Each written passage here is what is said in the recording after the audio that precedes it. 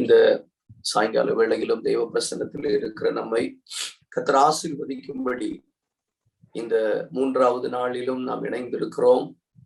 ஒரு வசனத்தை நான் வாசித்து ஆண்டவருடைய ஆலோசனைகளாக நாம் கடந்து செல்ல போகிறோம். நீதிமொழிகள் 8வது அதிகாரம் 34வது வசனம். என் வாசற்படியில் நித்தம் விழித்திருந்து என் கதவு நிலையருகே காத்திருந்து எனக்கு செவி கொடுக்கிற மனுஷன் பாக்கியவான். என் வாசற்படியில் நித்தம் விழித்திருந்து என் கதவு நிலையருகே காத்திருந்து எனக்கு செவி கொடுக்கிற மனுஷன் பாக்கியவான். ஆண்டவர் சொல்லுகிறார், என் வாசல் அருகே நித்தம் விழித்திருந்து எனக்கு செவி கொடுக்கிற மனுஷன் பாக்கியவான். இந்த 3வது நாளிலும் கழிந்த 2 நாட்கள் ஆண்டவர் நம்மோடு கூட பேசியிருக்கிறார், அநேகரை உயிர்ப்பித்திருக்கிறார் என்று நான் கர்த்தருக்குள்ள நம்புகிறேன். இந்த 3வது நாளிலும் commitment and life time prayer life, வாழ்க்கையினுடைய அர்ப்பணிப்பும் நம்முடைய வாழ்க்கையில நித்தம் நம்முடைய ஜெப வாழ்க்கை என்கிற ஒரு தலைப்பை நமக்கு கொடுத்திருக்கிறார்கள். ஆல்வேஸ் நான் ஒன்று நம்புகிறேன், the prayer always goes with commitment or commitment always goes with prayer. இந்த ஜெபத்தையும் இந்த கமிட்மெண்ட்டையும் பிரிக்க முடியாது பாருங்களேன். இதெல்லாம் ஒன்றோடு ஒன்று இணைந்து போகக்கூடிய ஒரு காரியம் என்பதை நீங்களும் நானும் மறந்து போய்விடக் கூடாது. முதலாவது, ஜெபம் என்றால் என்ன என்பதை நாம் புரிந்து கொள்ள வேண்டும். மார்க் 1:35 நாம் வாசிக்கிறோம், இயேசு கிறிஸ்து அதிகாலை இருட்டோடு எழுந்து வனாந்தரமான ஒரு இடத்திற்கு போய் அங்கே ஜெபம் பண்ணினார் என்று வேதத்திலே வாசிக்கிறோம். சர்வ வல்லமையுள்ள தேவன் இந்த பூமியிலே தேவனாகவே வாழ்ந்தவருக்கு ஜெப குறிப்பு ஒன்றும் இல்லை. ஆனாலும் பட் he prayed. எதற்காக ஜெபித்தார்? ஜெபம் என்றால் it's a communion with God. நீங்கள் கவனிக்கிறீர்கள் என்று நான் நம்புகிறேன். prayer is nothing but communion with God. தேவனோடு ஐக்கியம் கொள்ளுவதுதான் ஜெபம். It's a communion. எப்படி நம்முடைய திருச்சபைகளிலே திருவிருந்து, ஆண்டவருடைய சரீரத்தையும் அவருடைய இரத்தத்தையும் நாம் பானம் பண்ணுகிறதை கம்யூனியன் என்று சொல்லுகிறது போல, ஜெபம் என்பது ஒரு நம்முடைய விண்ணப்பங்களை தெரியப்படுத்துகிற ஒரு இடம் கிடையாது. ஜெபம் என்பது நம்முடைய பிரச்சனைகளை சொல்லக்கூடிய ஒரு இடம், பிளாட்ஃபார்ம் கிடையாது. ஜெபம் என்பது முதலாவது it's a communion with God. தேவனோடு ஒரு உறவு, அந்த தொடர்பு தான் ஜெபம் என்பதை நாம் முதலாவது புரிந்து கொள்ள வேண்டும். இரண்டாவதாக அதை ஃபெல்லோஷிப் என்று சொல்லுகிறார்கள், ஐக்கியம் என்று சொல்லுகிறார்கள். ஆதியாகமம் 3:8 நாம் வாசிக்கும் போது, பகலின் குளிர்ச்சியான வேளையிலே தோட்டத்திலே உலாவுகிற தேவனுடைய சத்தத்தை ஆதாமும் ஏவாளும் கேட்கிறார்கள். It's a fellowship. ஜெபம் என்பது ஒரு ஐக்கியம். எப்படி இந்த ஜெப தூபத்திலே இத்தனை பேர் நாம் ஐக்கியப்பட்டிருக்கிறோமோ, ஜெப ஜீவிதம் என்பது ஐக்கியம். It's a fellowship with God. மூன்றாவது, ஜெபம் என்பது ஒரு ஷேரிங். ரெவலேஷன் 3:20, வெளிப்படுத்தின விசேஷம் 3:20 நாம் வாசிக்கிறோம், வாசல் படியில நின்று கதவை தட்டுகிறேன், ஒருவன் என் சத்தத்தை கேட்டு செவி கொடுத்தால் நான் அவனோடு போஜனம் பண்ணுவேன், அவன் என்னோடு போஜனம் பண்ணுவான். பாருங்க, நான் அவனோடு ஜெபம் பண்ணுவேன்னு சொல்லியிருக்கலாம், அல்லது I will discuss with him regarding the word of God, ஏதாவது சொல்லி இருந்திருக்கலாம். ஆனா நான் அவனோடு போஜனம் பண்ணுவேன், அவன் என்னோடு போஜனம் பண்ணுவான். What does it mean? It's a sharing. It's a sharing. காலேஜ்ல படிக்கும் போது ஒரு சாப்பாடை 4 பேர் சாப்பிட்ட அந்த அனுபவங்கள், ஸ்கூல்ஸ்ல நம்ம படித்து கொண்டிருந்த நாட்கள்ல ஒரு டிஃபன் பாக்ஸ்ல 10 கை வந்து விழுகிறது போலதான். It's a sharing. அதுக்கு பேர் தான் ஷேரிங் சொல்லுகிறது போல, ஜெப ஜீவிதம் என்பது it's a communion, it's a fellowship, it's a sharing. இது தேவ பிள்ளைகள் நாம் புரிந்து கொள்ள வேண்டும். இன்னைக்கு ஜெபத்தை குறித்த ஒரு தவறான பிரதிபலிப்பு அல்லது ஜெபத்தை குறித்த ஒரு தவறு, இது ஒரு புஸ்தகத்தை படித்து வரக்கூடியது அல்ல. நல்ல ஜெபிப்பது எப்படி என்று ஒரு பிரசங்கியார் கற்றுக் கொடுத்து ஒரு நாள் நாம ஜெபிக்கவே முடியாது. பாருங்களேன், I mean, the prayer life is a personal experience with a Christian life. நம்ம ஆண்டவரோடு கிறிஸ்தவ ஜீவிதத்திலே ஆண்டவரோடு நித்தமும் நடக்கிற வாழ்க்கை தான் ஜெப ஜீவிதம் என்பதை மறந்து போயிடக்கூடாது.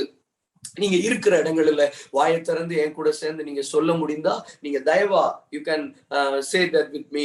என்ன சொல்லணும்னா, ஆண்டவரே, ஜெப ஜீவிதம் என்பது உம்மோட கூட இருக்கிற ஒரு கம்யூனியன், உம்மோடு இருக்கிற ஒரு கம்யூனியன், உம்மோடு இருக்கிற ஒரு ஃபெல்லோஷிப், உம்மோடு பகிர்ந்து கொள்ளக்கூடியதுதான் ஜெப ஜீவிதம் என்பதை நாம் மறந்து போய்விடவே கூடாது. பாருங்களேன், வெரி இம்பார்ட்டன்ட் திங் இந்த ஜெப ஜீவிதத்துல. பாருங்க, very important thing the prayer life. நான் திரும்பவும் சொல்றேன், பிரேயர் லைஃப் என்பதை ஒரு சாதாரண ஒரு வார்த்தைக்குள்ள உள்ளடக்கி விட முடியாது. ஒருவேளை நான் பேசுற விஷயங்கள் உங்களுக்கு you may think it's a boring, ஆனா நீங்க நிதானமா நீங்க கவனித்தீர்களானால் நிச்சயமாய் பரிசுத்த ஆவியானவர் நம்மோடு கூட பேச முடியும். அப்போ பிரேயர் என்பது ஒரு வார்த்தையில உள்ளடக்கி விட முடியாது. ஜெபத்தை ஒரு சாதாரணமான ஒரு காரியத்துல நீங்களும் நானும் உள்ளடக்கி விடவே முடியாது. Prayer is a communion and prayer is a fellowship and prayer is a sharing with God. அதுதான் பாருங்க, இந்த ஜெப ஜீவிதத்துல முக்கியமான ஒரு காரியம் என்னன்னா கண்டினியூட்டி ஆர் கன்சிஸ்டன்சி. இது ரொம்ப முக்கியம். தானியேல் 6:10 இப்படி சொல்லுகிறது, ஜெபிக்க கூடாது என்று பத்திரத்திலே கையெழுத்து வைக்கப்பட்ட பின்பும் தானியேல் தன் முன் செய்து வந்த வழக்கத்தின்படியே அவன் முன் இதை எப்படி செய்தாரோ முன் செய்து வந்தபடியே அந்தி சந்தி மதியான வேளைகளில் தன் பலகணிகளை திறந்து ஜெபிக்கிறவனாக காணப்பட்டான் என்று வேதத்துல நாம வாசிக்க முடிகிறது. கண்டினியூட்டி இன் பிரேயர் லைஃப். நம்முடைய வாழ்க்கையில ஒரு கண்டினியூஷன் நமக்கு தேவை. நம்முடைய லைஃப்ல ஒரு கன்சிஸ்டன்சி தேவை. பாருங்க, எவ்வளவோ சூழ்நிலைகள் எதிரடையாக இருந்த போதிலும் தானியேலுடைய லைஃப்ல ஒரு கண்டினியூட்டி இருந்தது. Are you blessed? நீங்க ஆசீர்வதிக்கப்படுறீங்களா? எனக்கு தெரியல. பாருங்க, நம்முடைய ஜெப ஜீவிதத்துல ஒரு கன்சிஸ்டன்சி இருக்கணும், ஒரு கண்டினியூஷன் இருக்கணும். என்ன வந்தாலும் எனக்கு பிரேயர் லைஃப்ல ஒரு ரெகுலாரிட்டி இருக்கணும். எனக்கு எந்த சூழ்நிலைகளிலும் நான் ஜெபிப்பதற்கு என்ன கமிட் பண்ணுகிறேங்கிற ஒரு மனநிலைமை ஒவ்வொரு தேவ பிள்ளையினுடைய வாழ்க்கையிலும், வாலிபர்களுடைய வாழ்க்கையில, ஊழியர்களுடைய வாழ்க்கையில இருக்க வேண்டும் என்பது அவசியம். அதை நாம மறந்து போயிடவே கூடாது. பாருங்க, தானியேலுடைய வாழ்க்கையில அந்த கன்சிஸ்டன்சி இருந்தது. அதை ஜெபிக்க கூடாது என்கிற தவறான சட்டம் போடப்பட்ட பிறகும் தானியேல் வழக்கத்தின்படி, வேதத்துல வாசிக்கிறோம், இயேசு வழக்கத்தின்படி ஜெபாலயத்திற்கு போனார். யோவானும் பேதுருவும் 9ஆம் மணி வேளையில ஜெபாலயத்திற்கு போனார்கள் என்று இருக்கிறது. கொர்நேலியு 9ஆம் மணி வேளையில ஜெபிக்கும்படி அமர்ந்திருந்தான் என்று வேதத்துல நாம வாசிக்கிறோம். நம்ம Bible very specifically speaks about time. நேரத்தையும் சமயத்தையும் வேதாகமம் மிகவும் தெளிவுபடுத்துகிறது. நமக்கு ரெகுலாரிட்டி பிரேயர் லைஃப்ல உண்டாகணும். பாருங்களேன், மத்தேயு 7:7 வாசிக்கிறோம். நமக்கு தெரிந்த வசனம் இப்படி சொல்லுகிறது, தேடுகிற எவனும் கண்டடைவான், தட்டுங்கள் அப்பொழுது திறக்கப்படும், கேளுங்கள் அப்பொழுது நீங்கள் பெற்றுக்கொள்ளுவீர்கள். அப்போ இங்கிலீஷ்ல இப்ப நம்ம வாசிக்கிறோம், if you ask and you will receive. ஆனா ஒரு டிரான்ஸ்லேஷன் இப்படி சொல்லுகிறது, you should keep on asking, you should keep on asking, keep on seeking and keep on knocking. ஒரு தடவை கேட்டுட்டு விடுகிறதல்ல, ஒரு தடவை தேடிட்டு விடுகிறதல்ல, ஒரு தடவை தட்டிட்டு விடுறதல்ல. keep on knocking, keep on asking and keep on seeking. என் கூட சேர்ந்து வாயை திறந்து உங்களால சொல்ல முடியும்னா வாயை திறந்து சொல்லுங்க பார்க்கலாம். ஆண்டவரே, ஏதோ ஒரு தடவை நாங்க கேட்டோம், ஆண்டவர்கிட்ட கேட்டுட்டு விட்டுட்டோம் அல்ல. ஏதோ ஒரு தடவை நாங்க தேடிட்டு விட்டோம் அல்ல. ஏதோ ஒரு தடவை நாங்க தட்டிட்டு விட்டோம் அல்ல. நாங்கள் ஆண்டவரே கிடைக்கிற வரையிலும், பெற்றுக்கொள்ளுகிற வரையிலும் கேட்கக்கூடிய ஒரு கிருபை எங்களுக்கு தாங்க. பெற்றுக்கொள்ளுகிற வரையிலும் தட்டக்கூடிய ஒரு கிருபை தாங்க. பெற்றுக்கொள்ளுகிற வரையிலும், ஆண்டவரை கண்டுபிடிக்கிற வரையிலும் தேடக்கூடிய ஒரு கிருபை. I repeat this word again. If you are ready to keep on asking, அதைதான் வேதம் சொல்லுகிறது. தனக்கு நெருங்கின சிநேகிதனா இருக்கிற ஒருவன் நடுராத்திரியிலே ஒருவனுடைய வீட்டிற்கு வந்து அவனிடத்திலே அப்பம் வேண்டும் என்று கேட்ட போது அவனுக்கு முன்பதாக வைப்பதற்கு அவனுக்கு அப்பம் இல்லை என்று வேதத்திலே நாம வாசிக்கிறோம். உடனே அவன் என்ன சொல்லுகிறான், என்கிட்ட அப்பம் இல்லைன்னு சொல்லி அவனை வீட்டை விட்டு அனுப்பலங்க. அவனை வீட்டுல உட்கார வச்சுட்டு அவன் அந்த ராத்திரி வேளையில வெகு தூரம் பிரயாணம் பண்ணி தன்னுடைய சிநேகிதன் வீட்டு கதவை போய் தட்டுகிறான். persistence and insistence என்று வார்த்தை பயன்படுத்தப்படுகிறது. எப்படின்னா, அவன் சளைத்து போக மட்டும் கதவை தட்டி கொண்டே இருந்தானா. அவன் அந்த கதவு உள்ளே இருந்த அந்த சிநேகிதன் சொல்லுகிறான், ராத்திரி ஆகிவிட்டது, நான் படுத்து விட்டேன், என் பிள்ளைகள் என்னோடு படுத்திருக்கிறார்கள், டோன்ட் டிஸ்டர்ப் மீ என்று சொன்ன பிறகும் அவன் சளைக்காமல் தட்டி கொண்டிருக்கிறான். அவன் சளைக்காம கதவை தட்டி கொண்டே இருக்கிறான். நான் உங்களை பார்த்து தீர்க்க தரிசனமாக இந்த சாயங்கால வேளையில நான் சொல்லுகிறேன், இவனை எது இடைவிடாமல் தட்ட வைத்ததுன்னா அவனுக்காக கதவை தட்டவே இல்லை. He never knocked the door for himself. அவன் தனக்காக அந்த கதவை தட்டவே இல்லைங்க. அவன் தன்னிடத்திலே பசியாய் வந்தவனுக்காக கதவை தட்டினான். இந்த ராத்திரி வேளையில இந்த ஜெபதூபத்திலே 3வது நாள் இணைந்திருக்கிற நம்மை பார்த்து ஆண்டவர் சொல்லுகிறார், எப்போ நம்முடைய பிரேயர் பவர்ஃபுல்லாய் மாறும் தெரியுமா? எப்போ நம்முடைய knocking and seeking and asking எப்போ பவர்ஃபுல்லா மாறும் தெரியுமா? எப்போ கன்சிஸ்டன்டா மாறும் தெரியுமா? Just pray for others. நான் காலேஜ்ல படித்து கொண்டிருக்கிற நாட்களில உங்களுக்கு நான் சொல்றது விளங்கும்னு நினைக்கிறேன். நான் காலேஜ்ல படித்து கொண்டிருந்த நாட்கள்ல நான் அதிகமா மற்றவங்களுக்கு, if you want to know the power of God in prayer, தேவனுடைய வல்லமை என்னது என்பது அறியணுமா, just pray for others. My brother, my sister, ஆண்டவர் உங்களை பார்த்து சொல்லுகிறார், நான் அந்த பாதையில கடந்து வந்திருக்கிறேன், மற்றவர்களுக்காக நீங்கள் ஜெபித்து பாருங்க. you will come to know what is the real power of prayer. ஷலபா கட்டகாயாம் துசாகாபா. வேதம் சொல்லுகிறது, இந்த சிநேகிதன் தனக்காக போய் கதவை தட்டலங்க. இப்ப நீங்க உங்களுக்காக போய் ஒரு 100 ரூபாய் கடன் கேட்டு பாருங்க, you feel shy.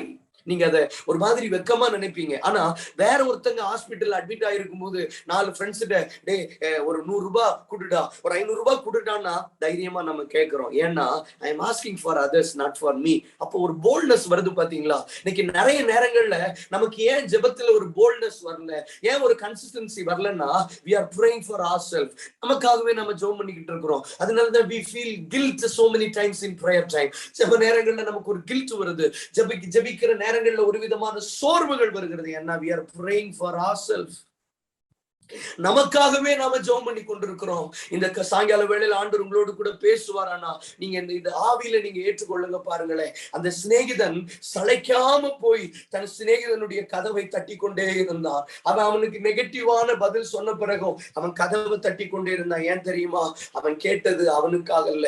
என்னிடத்திலே தாகத்தோடு, என்னிடத்திலே பசியோடு, என்னிடத்திலே எதிர்பார்ப்போடு ஒரு சிநேகிதன் வந்திருக்கிறான். அவனை நான் வெறுங்கையோடு அனுப்பிவிட முடியாது.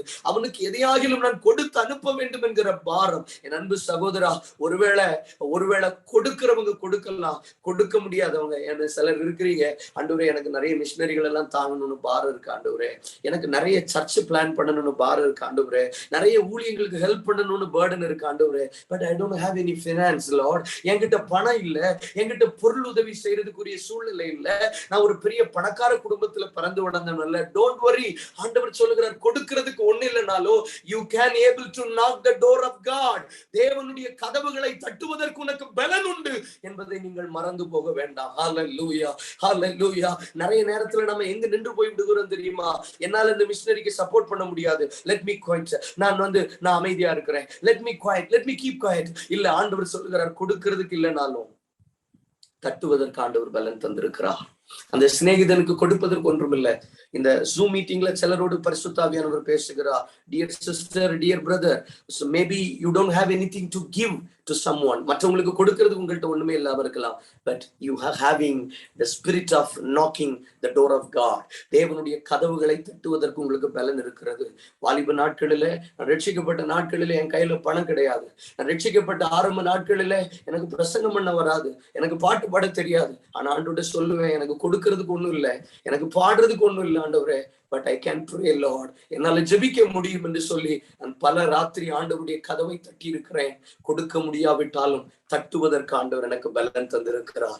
இருக்கிற இடங்களில் உங்க வலது கரங்களை உயர்த்த முடியுமா? நான் வலது கரங்களை உயர்த்தி, ஆண்டவரே, கொடுக்க முடியவில்லையே என்று முடங்கி கிடக்கிற ஒரு கூட்டத்தின் மத்தியில் எங்களை தட்டுகிற ஒரு கூட்டமாக நீர் எங்களை மாற்றுவீராக.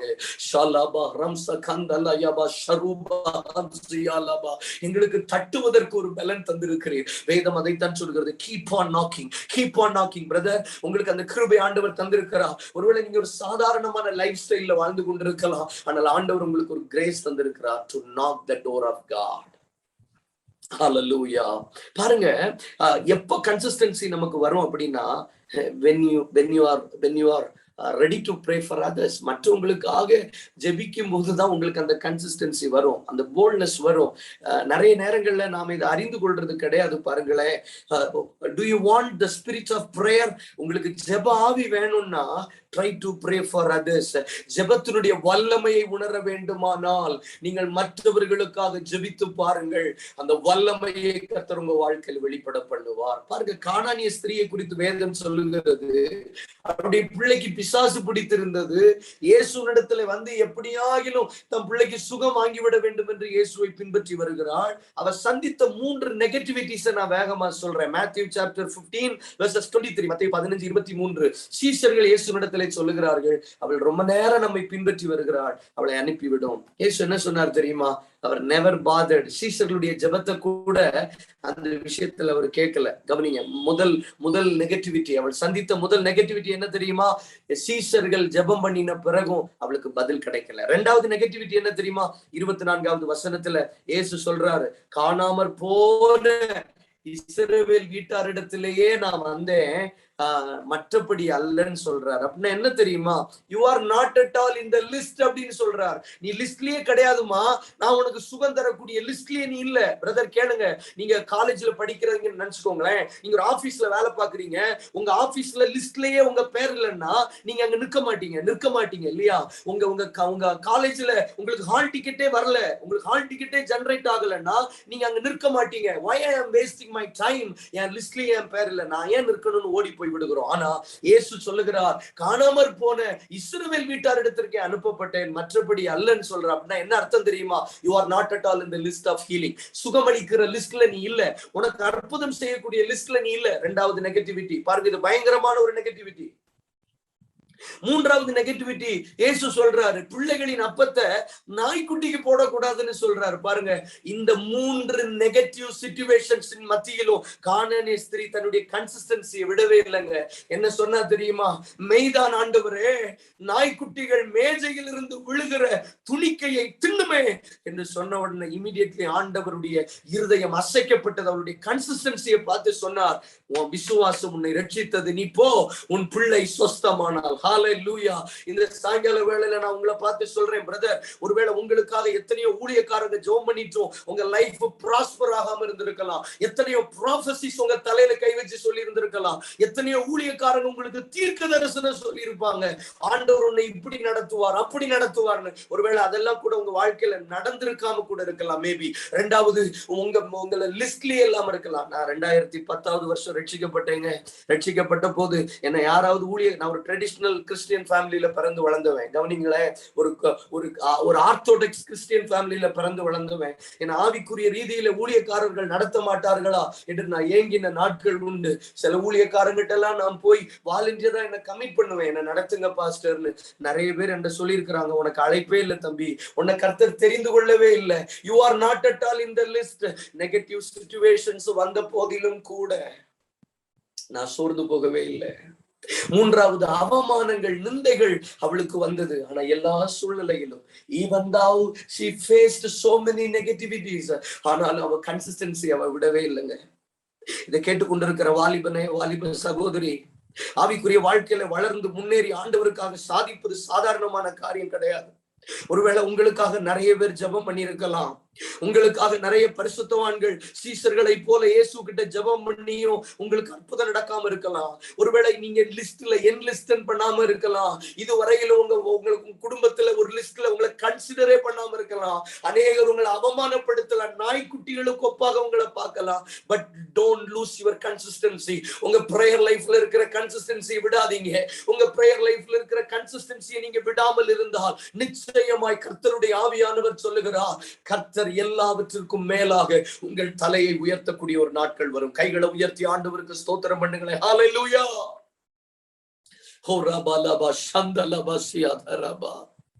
அநேக நேரங்கள்ல நம்ம என்ன நினைக்கிறோம் தெரியுமா?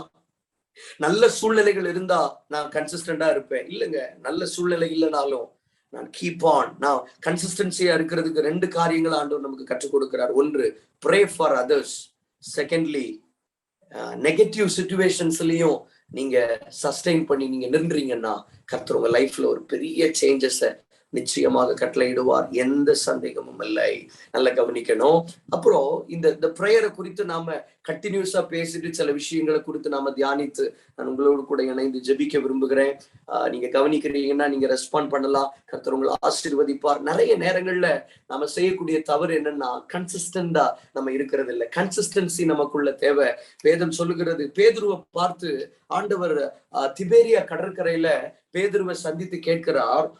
யோவான் 21ஆம் அதிகாரத்துல 15 முதல் 18 வசனம். நமக்கு அந்த தெரிந்த சத்தியம்தான், ஆனாலும் அறியாத சில காரியங்களை கர்த்தர் நமக்கு கற்றுக் கொடுக்கட்டும். திபேரியா கடற்கரையில பேதுருவை சந்தித்து உயிர்த்தெழுந்த பிற்பாடு இயேசு கேட்கிறார், யோனாவின் குமாரனாகிய சீமோனே, இவர்கள் எல்லாரையும் பார்க்கிலும் நீ என்ன அதிகமாய் நேசிக்கிறாயான்னு கேட்கிறார். நான் சொல்றது உங்களுக்கு விளங்குதா? இவர்கள் எல்லாரையும் பார்க்கிலும் நீ என்னை அதிகமாய் நேசிக்கிறாயான்னு கேட்கிறார். இன்னைக்கு இவர்கள் எல்லாரை விட நான் நல்ல பிரசங்கம் பண்ணணும்னு எனக்கு தோணலாம்.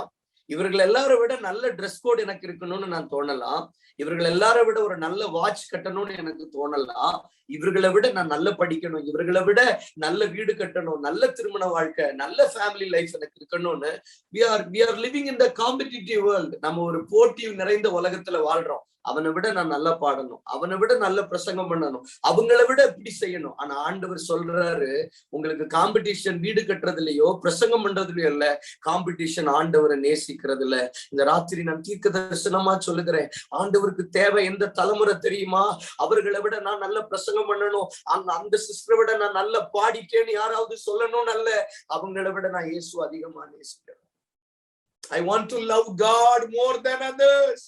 ஆகவேதான் இயேசு கேட்கிறாரு, பேதுருவே, அந்திரேயாவை விட நீ என்ன அதிகமா நேசிக்கிறாயா? யோவானை விட நீ என்ன அதிகமா நேசிக்கிறாயா? இதோ யூதாவை விட என்ன அதிகமா நேசிக்கிறாயா? யாக்கோபை விட என்ன அதிகமா நேசிக்கிறாயான்னு கேட்கிறாரு. இன்னைக்கு நமக்கு எதுல காம்படிஷன் தெரியுமா? ட்ரெஸ் கோட்ல காம்படிஷன், பிரேயர் ரிக்வெஸ்ட் நடத்துறதுல காம்படிஷன், பிரசங்கம் பண்ணுகிறதுல காம்படிஷன். ஆண்டவர் சொல்றாரு, இதுல உன் காம்படிஷனை காட்டாத, உன் காம்படிஷன் பிரசங்கத்துல காட்ட வேண்டாம், உன் காம்படிஷனை பிரேயர் ரிக்வெஸ்ட்ல காட்ட வேண்டாம், உன் காம்படிஷனை ஸ்லைடு ப்ரிப்பேர் பண்றதுல காட்ட வேண்டாம், உன் காம்படிஷனை ஆண்டவரை நேசிக்கிறதுல நீ காண்பிக்க வேண்டும் என்று சொல்லுகிறா. உடனே பேதுரு அதுக்கு என்ன ரிப்ளை பண்ணாரு தெரியுமா? ஆமா ஆண்டவரே, உம்மை நேசிக்கிறேன் என்று சொன்னார். எத்தனை பேர் வாய் திறந்து சொல்ல போறீங்க? ஆமா ஆண்டவரே, உம்மை நேசிக்கிறேன். கொஞ்சம் பொறுமையா கேளுங்களேன், கொஞ்சம் பொறுமையா கேளுங்க. கொஞ்சம் பொறுமையா கேட்டா கண்டிப்பா நமக்கு ஒரு சத்தியம் வழங்கும். இரண்டாவது இருக்கிறார், யோனாவின் குமாரனாகிய சீமோனே, நீ என்னை நேசிக்கிறாயான்னு கேட்கிறார். அதுக்கு பேதுரு சொல்றாரு, ஆமா ஆண்டவரே, உம்மை நேசிக்கிறேன். தேர்ட் டைமும் கேட்கிறார், யோனாவின் குமாரனாகிய சீமோனே, நீ என் மேல் அன்பா இருக்கிறாயா? மூன்றாவது தடவை ஆண்டவர் அப்படி கேட்ட போது அவன் துக்கம் அடைந்து, ஆண்டவரே, நான் உம்மை நேசிக்கிறேன் என்பதை நீர் அறிவீர் என்று சொன்னான். ஆண்டவர் முதல் தடவை கேட்கிறாரு, மற்றவர்களை விட என்ன நீ அதிகமாய் நேசிக்கிறாயா? உன்னுடைய காம்படிஷன் ஆண்டவரை நேசிக்கிறதுல இருக்கட்டும். இரண்டாவது கேட்கிறார், பேதுருவே, நீ என்னை நேசிக்கிறாயா? இதுக்கு என்ன அர்த்தம் தெரியுமா? நீ என்ன நேசிக்கிறேன்னு சொல்றத நீ எனக்கிட்ட சொல்லுன்னு சொல்றா, நீ என்ன நேசிக்கிறேன் என்பதை எனக்கு தெரியப்படுத்துன்னு சொல்றார். மூன்றாவது கேட்கிறார், நீ என்ன நேசிக்கிறாயான்னு கேட்கிறார். என்ன அர்த்தம் தெரியுமா? எக்ஸ்பெக்டேஷன் இல்லாம என்ன நேசிக்கிறாயா? எந்த எதிர்பார்ப்பும் இல்லாம என்ன நேசிக்கிறார்? ரிலீஜியஸ் மைண்டோட என்ன நேசிக்கிறியா? இல்ல ரீசனுக்காக என்ன நேசிக்கிறியா? அல்லது அன்எக்ஸ்பெக்டட், எந்த எக்ஸ்பெக்டேஷன் இல்லாம என்ன நேசிக்கிறாயா? Let me conclude this thing. இந்த விஷயத்தை நான் முடிக்கிறேங்க. பேதுருட்ட ஆண்டவர் கேட்டது ஒன்னே ஒண்ணுதான், நீ என்ன நேசிக்கிறாயான்னு கேட்டா. அதுக்கு பேதுரு சொன்ன பதில் என்ன தெரியுமா? நான் உம்மை நேசிக்கிறேன். ஆனா ஆண்டவர் கொடுத்த பதில் என்ன தெரியுமா? என் ஆடுகளை மேய்ப்பாயாக. ரெண்டாவது கேட்கிறாரு, நீ என்ன நேசிக்கிறாயான்னு கேட்கிறாரு. பேதுரு சொல்றாரு, உம்மை நேசிக்கிறேன். ஆண்டவர் ரெண்டாவது பதில் சொல்றாரு, ஃபீட் மை லேம்ஸ், என் ஆடுகளை மேய்ப்பாயாக. மூன்றாவது கேட்கிறார், பேதுருவே, என்னை நீ நேசிக்கிறாயா? அதுக்கு ஆண்டவர் பேதுரு சொல்ற பதில், உம்மை நேசிக்கிறேன். ஆண்டவர் கொடுத்த பதில், ஷெப்பர்ட் மை ஷீப்ஸ். இந்த சத்தியம் உங்களுக்கு தெரியும், ஆனா ஒரு விஷயத்த நான் இன்சிஸ்ட் பண்ணி சொல்ல விரும்புறேன். பேதுரு ஆண்டவர்கிட்ட ஜெபிக்கவே இல்லைங்க. பேதுரு ஆண்டவர்கிட்ட, ஆண்டவரே, என்ன ஒரு மெய்ப்பனா மாத்தும், என்ன ஒரு கொடுக்கிறவனா, ஆடுகளுக்கு கொடுக்கிற ஒரு மெய்ப்பனாய் மாற்றும், என்ன கொடுக்கிற ஒரு கான்ட்ரிபியூட்டரா மாத்தும், என்ன ஆடுகளுக்கு மெய்ப்பனாய் மாத்தும். நீர் மரித்த பிறகு என்ன இந்த 11 பேருக்கு ஒரு தலைமை அப்போஸ்தலனாக மாத்தும். He never prayed like that. ஆண்டவரே, என்ன ஒரு லீடரா மாத்தும், 11 பேரோடு கூட அவன் எழுந்து நின்று ஒரு லீடரா மாத்தும் அப்படின்னு அவன் கேட்கல. அவன் கேட்டதெல்லாம் என்ன தெரியுமா? அவன் சொன்னதெல்லாம், Lord, I love you. Lord, I love you. நான் உம்மை நேசிக்கிறேன். What is prayer? Prayerனா என்ன தெரியுமாங்க? To love God. ஜெபம்னா என்ன தெரியுமா? 4 prayer request கொண்டு போறதல்ல ஜெபம். Love God with all your heart and all your strength and all your soul. உங்கள் முழு இருதயத்தோடும், முழு பலத்தோடும், முழு ஆத்மாவோட அவரை நேசிங்க. அதுதான் ஜெபம். ஜெப குறிப்புகள் வேண்டாம்னு நான் சொல்ல வரல. ஜெப குறிப்புகள் வச்சிட்டோம், என்னை இப்படி மாற்றோம்னு சொல்லியும் மாற்றத்தை பார்க்காத ஒரு கூட்டத்தின் மத்தியில் லார்ட் ஐ லவ் யூ என்று சொல்லி ஒரு மெய்ப்பனாக, ஒரு கொடுக்கிறவனாக, ஒரு தலைவனாக பேதுரு மாறினது போல இந்த ராத்திரி சிலரை பார்த்து கர்த்தர் சொல்லுகிறார், என் அன்பு சகோதரி, you don't have any prayer request in your life, maybe my brother, you don't have any agenda in your life, but love God in your prayer time. ஆண்டவரை ஜெப நேரத்துல நேசித்து பாருங்க. இந்த கூட்டத்தில் இருக்கிற சிலரை பார்த்து கர்த்தர் தீர்க்க தரிசனமாய் சொல்லுகிறார், நீ ஒரு அப்போஸ்தலனாய் மாற வேண்டும் என்று ஜெபிக்க வேண்டாம், நான் ஒரு தீர்க்கதரிசியாய் மாற வேண்டும் என்று நீங்க ஜெபிக்க வேண்டாம், நான் ஒரு சர்ச் பிளானராய் மாற வேண்டும் என்று ஜெபிக்க வேண்டாம், ஆண்டவரே make me as a contributor என்று நீங்க ஜெபிக்க வேண்டாம், ஆண்டவரே help me to give others ஜெபிக்க வேண்டாம். Love God with all your heart and all your might and all your strength, and God will make you the rulers all over the nations. Oh, thank you wonderful Jesus. இந்த ராத்திரி, இந்த மூன்றாவது ராத்திரி பரிசுத்த ஆவியானவர் எனக்கு சொல்லுகிறதை சொல்லுகிறேன், ஆண்டவரை உண்மையாக நீங்கள் ஜெபத்திலே அன்பு கூறுவீர்களானால் அவர் உங்களை ஒரு கொடுக்கிற மனுஷனாக, ஒரு மெய்ப்பனாக, ஒரு தலைவனாக அவர் மாற்றிவிட முடியும். நீங்க இந்த வசனத்தை இந்த கூட்டம் முடிந்தோன்னு கொஞ்சம் தியானிச்சு பாருங்களேன். Peter never prayed anything. ஒரு ஜெபமும் ஜெபிக்கல, ஆண்டவரே என்ன கொடுக்கிறவனா மாற்றும் ஜெபிக்கல, ஆண்டவரே என்ன மெய்ப்பனா மாற்றும், ஆண்டவரே என்ன லீடரா மாற்றும் ஜெபிக்கல. இந்த தலைமுறையில ஆண்டவருக்கு தேவை யாரு தெரியுமா? Are you blessed? பிரதர் ஆசீர்வதிக்கப்படுறீங்களா? சிஸ்டர் ஆசீர்வதிக்கப்படுறீங்களா? நான் தீர்க்கதரிசியா மாறணும், நான் அப்படி மாறணும், இப்படி மாறணும்னு ஜெபிச்சுட்டா மட்டும் ஆண்டவர் நம்மளை மாத்திர மாட்டா. ஆண்டவருக்கு தேவை என்னை நேசிக்கிறவர்கள் தேவை. அதனாலதான் பவுல் சொல்லுகிறார், கிறிஸ்துவின் அன்பு என்னை நெருக்கி ஏவுகிறது.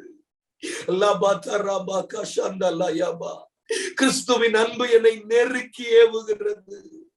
இந்த சாயங்கால வேளையில நான் தாழ்த்தி சொல்றேங்க, நான் காலேஜ் படிக்கும் போது நான் பெரிய ஊழியக்காரனா மாறினா, நான் பெரிய ஊழியக்காரன் அல்ல, நான் அப்படி ஆகணும் இப்படி ஆகணும்னு ஜெபிச்சதை விட I want to love you Lord, நான் உம்மை நேசிக்க. That is prayer. Prayer with adoration. That is prayer. That is prayer. அதுதான் ஜெபம். ஒரு பிரேயர் ரிக்வெஸ்ட் சொல்லி ஒரு கீபோர்ட்ல இ மைனர் ஸ்கேல் பிடிச்சு ஒரு பாட்டை பாடிட்டு அப்படி ஒரு பாயிண்ட்க்கு ஜெபம் பண்ணிட்டு போறதுனால இந்தியா தேசத்துல எழுப்புதல் வந்து விடாது. யோனாவின் குமாரனா எஸ்ஸிமோனே, இவர்கள் எல்லாரை பார்க்கிலும் என்னை அதிகமாய் நேசிக்கிறாயா? எத்தனை பேர் சொல்ல முடியும்? உம்மை நேசிக்கின்றேனா, உம்மை நேசிக்கின்றேனா, கல்வாரி காட்சியை கண்ட பின்னும் நேசியாமல் இருப்பேனோ. இதுதாங்க ஜெபம். ஆண்டவர் எனக்கு கற்றுக் கொடுத்ததை நான் உங்க முன்னாடி சொல்றேன். I didn't learn anything from YouTube or anything, but I learned this from the presence of God. ஆண்டவர் என்கிட்ட சொன்னார், Gnanesh, don't pray for this and that and that and this and that. வேண்டாம், என்ன அப்படி மாற்று இப்படி மாட்டோம் அப்படியெல்லாம் இல்லைங்க. என்ன நீ நேசிக்கிறாயா? I love you Lord. ஏன்னா ஆண்டவருக்கு தெரியும் என்ன நேசிக்கிறவன் என் கற்பனைகளை கைக்கொள்ளுவான். எத்தனை பேர் ஆமீன் சொல்லுவீங்க? If you truly love me, keep my commandments. என்னில் அன்பு கூறுகிறவன் கற்பனைகளை கை கொள்ளுவான். அவருக்கு தெரியும் இந்த லவ்ங்கிறதுல எல்லாம் வந்துருங்க. நீ என்ன நேசிக்கிறன்னா நீ ஆட்டோமேட்டிக்கலி என் கற்பனைகளை கை கொண்டுருவோம். ட்ரெஸ் கோடு மாறிடுவோம், பேச்சு மாறிடுவோம், எல்லாம் மாறிடும். அதனாலதான் அந்த பேதுரு 2 பீட்டர் chapter 1 from 5 to 8 இப்படி சொல்றாரு.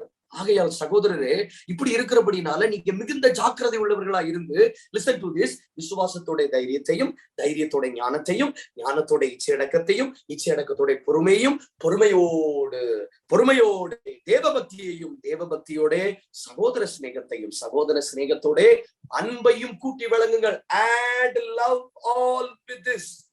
add love, அன்பை கூட்டி வழங்குங்க. அப்படி வழங்கும் போது 8வது வசனத்துல சொல்றாரு, நீங்க வீணரும் கனியற்றவர்களுமா இருக்க முடியாதுன்னு சொல்றாரு. You cannot live an ordinary life, my brother.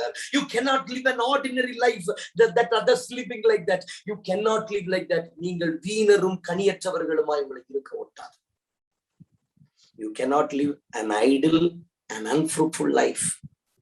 ஒரு வெறுமையான வாழ்க்கை வாழ்றோமா, அன்ஃப்ரூட்ஃபுல்லா வாழ்றோமா? என்ன காரணம் தெரியுமா? our prayer is not based on love. நம்முடைய ஜெபம் அன்புல இல்லை, நம்முடைய ஜெபம் அன்புல கட்டப்படணும். பேதுருட்ட தான் கேட்கிறார். It's a mystery, it's a key of the kingdom. இது ஒரு மிஸ்ட்ரி. என்ன கேட்கிறாரு தெரியுமா? நீ என்ன நேசிக்கிறாயா? பேதுருக்கு புரியல, ஏன் இப்படி ஆண்டவர் கேட்கிறார். எதுக்கு கேட்கிறாருன்னா, ஜெபத்துல அன்பு கூறுகிறவனுக்கு தான் பொறுப்புகளை கொடுக்க முடியும், பொறுப்புகளை கொடுக்க முடியும். ஹேண்ட் ஓவரிங் நடக்கும். மெய்ப்பனா மாத்தினார், கான்ட்ரிபியூட்டரா மாற்றினார். 3 things. இந்த கூட்டத்தில் இருக்கிற சிலர் இந்த ராத்திரி உங்களை ஒப்பு கொடுக்க முடியுமா? Lord, today onwards I am going to love you in my prayers. I am going to love you in my prayers. ஆண்டவரே, நான் ஜெபத்துல உம்மை நேசிக்க விரும்புகிறேன். நேசித்து பாருங்க. God will make you a contributor. God will make you a leader and God will make you a shepherd. Hallelujah. கரங்களா சைத்த நல்ல இருக்கிற இடங்களில் ஸ்தோத்திரம் பண்ணுங்க பார்க்கலாம். நிறைய பேர் ஐடியலா இருக்கிற நிறைய பேரை கர்த்தர் சேஞ்ச் பண்ணிட்டு இருக்கிறா. அன்ஃப்ரூட்ஃபுல்லா இருக்கிற அநேகர் ஃப்ரூட்ஃபுல்லா மாற போறீங்க. இந்த மிஸ்ட்ரியை நீங்க கற்றுக்கொள்ளுங்க, மிஸ்ட்ரியை கற்றுக்கொள்ளுங்க. நிறைய நேரத்துல வேத வாசிக்கிறதுல அன்பு இல்லை, ஜெபிக்கிறதுல அன்பு இல்லை, உபவாசிக்கிறதுல அன்பு. Do everything with love. அன்புல நிறைந்து இதை செய்ய பாருங்க. கர்த்தர் நிச்சயமாக நம்மை ஆசீர்வதிப்பார். ஒரு நிமிஷம் வலது கரங்களை உயர்த்த இந்த விஷயத்தை முடிச்சுனா I am going for the commitment. ஓ ராபா லபா ஷந்த லபா ஹசியாத் ராபா. இந்த கூடியில் இருக்கிற ஒவ்வொரு தேவ பிள்ளைகள், ஒவ்வொரு லீடர்ஸுக்காக விசேஷமாக எல்லாரும் வாய் திறந்து சொல்லுங்க. வேதம் சொல்லுகிறது ரோமன்ஸ் சாப்டர் 5 verses 5, பரிசுத்த ஆவியினால தேவ அன்பு நமக்குள்ள ஊற்றப்படுமா? பரிசுத்த ஆவி தான் தேவனை நேசிக்கக்கூடிய அன்பை நமக்குள்ள ஊற்ற முடியும். unless you cannot love God. பரிசுத்த ஆவி இல்லாம இயேசுவை கர்த்தர் என்று சொல்லக்கூடாதுன்னு இருக்குங்க. Holy Spirit only give that inspiration to love Jesus. இயேசுவை இயேசுவுக்காக நேசிக்கணும். பேதுருட்ட கேட்கிறாரு, உன் காம்படிஷன் அப்போஸ்தலனா நான் மாறணும் அல்ல, உன் காம்படிஷன் பிசாசு துரத்துறது.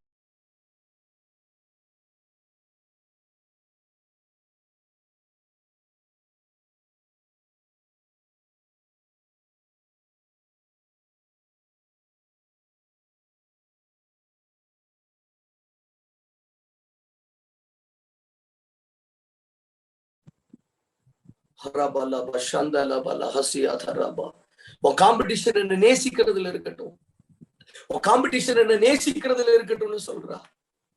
அதனால ஆண்டவர்கிட்ட நம்ம ஒப்பு கொடுப்போம். ஆண்டவரே, இந்த ஜெபம் அன்போடு கலந்து வரும்போது இதுவரையிலும் இல்லாத பொறுப்புகளை நீர் எங்களுக்கு தரப்போகிறீர்.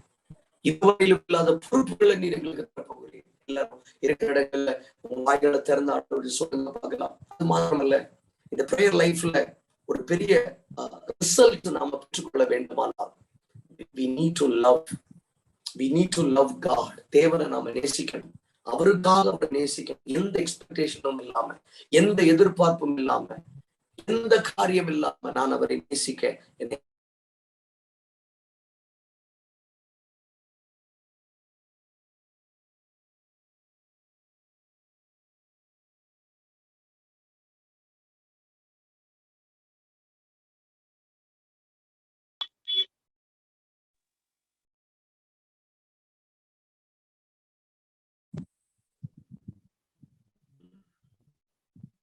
கேக்குதா? எந்த ஒரு எதிர்பார்ப்பும் இல்லாம, எந்த ஒரு எக்ஸ்பெக்டேஷனும் இல்லாம ஆண்டவரை நாம் ஜெபத்துல சீக்கப்படாத போது பாருங்க, எல்லா பிரேயருக்கு பின்னாடி ஒரு செல்ஃபிஷ்னஸ் இருக்கு இல்லையா? எல்லா பிரேயருக்கு பின்னாடி ஒரு செல்ஃபிஷ்னஸ் இருக்கு. அந்த செல்ஃபிஷ்னஸ் எல்லாம் தூக்கி போட்டுட்டு ஆண்டவர் சமூகத்துல, தேவ சமூகத்துல உண்மை நேசிக்கிறேன் என்று நாம போகும்போது நம்முடைய லைஃப்ல அஸ்டானிஷிங் சேஞ்ச கர்த்தர் கட்டளையிடுவார். பாருங்க, இந்த ஒரு லைஃப் டைம் பிரேயர் லைஃப் மாத்திரமல்ல, ஒரு கமிட்மெண்ட் நமக்கு தேவை. பாருங்க, ஆதியாகமம் 15ஆம் அதிகாரம் 6ஆம் வசனத்தை நான் உங்களுக்கு வாசிக்கிறேன். வேகமா நான் சொல்லி முடிக்கிறேன். ஆதியாகமம் 15ஆம் அதிகாரம் 6ஆம் வசனம் இப்படி சொல்லுகிறது, ஆபிரகாம்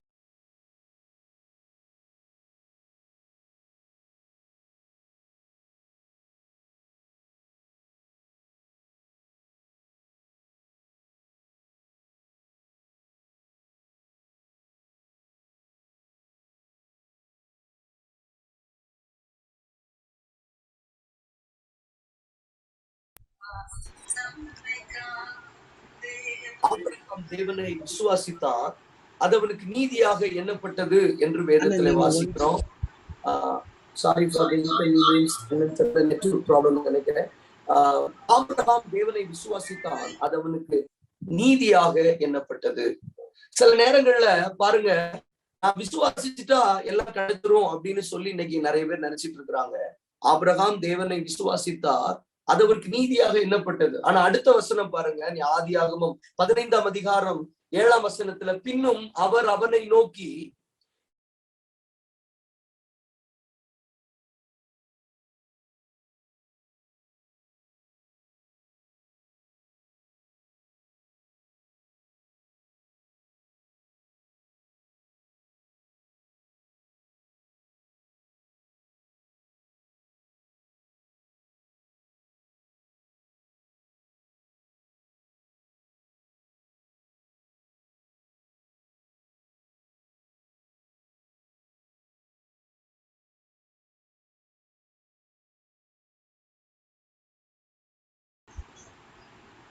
ஒரு 2 நிமிஷம் நம்ம அப்படியே தொடர்ந்து நம்ம ஜெபிக்கலாமா? ஆண்டவர் அந்த அண்ணன் ஜாயின் பண்றதுக்குள்ள ஆண்டவர் மட்டும் நம்மளோட பேசினார்ல, ஒரு வார்த்தைகளை கொண்டு ஆண்டவர் பேசினதற்காக ஆண்டவருக்கு நன்றி செலுத்திட்டு ஆண்டவருடைய சமூகத்துல, எசப்பா ஆண்டவரே, நாங்க ஆண்டவரே ஜெபத்தில் உண்மை நேசிக்கிறவர்களா நாங்க மாறணுமே சுவாமி.